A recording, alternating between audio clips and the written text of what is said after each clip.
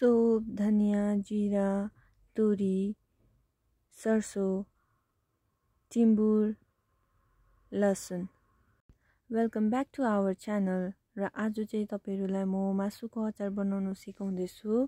र है फर्स्टमा चाहिँ मैले मासुमा सोया सस हालेर मुस्दैछु र है यसलाई चाहिँ म मजाले फर्स्ट मुस्ने छु। त्यसपछि चाहिँ हाल्दैछु भेनिगर हालेर मुस्दैछु र यो चाहिँ हो भेनिगर।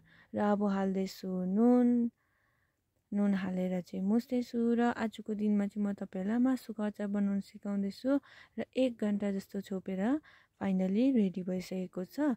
र अब चाहिँ म यसलाई मजाले तेलमा फ्राई गर्दैछु र तपाईहरुलाई म यो देखाउनेछु कति टाइमसम्म चाहिँ फ्राई गर्नेछु अनि कतिको हुनेछ यो भनेर।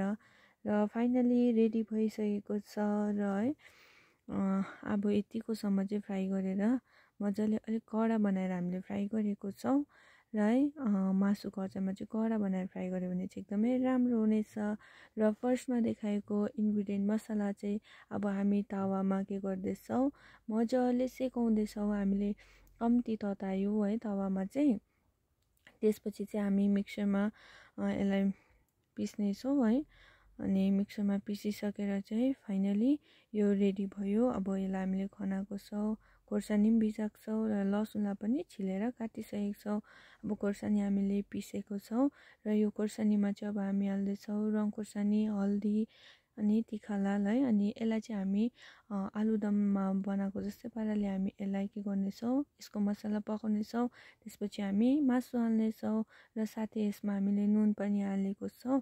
र अब यो पाकिन्जेल चाहिँ अब के गर्नेछु लसुन खराउँदै गर्नेछु र लसुन खराउन थाले है। अनि लसुन पनि अब खरिसकेको छ र अघिको मासुमा हाल्नेछौं है।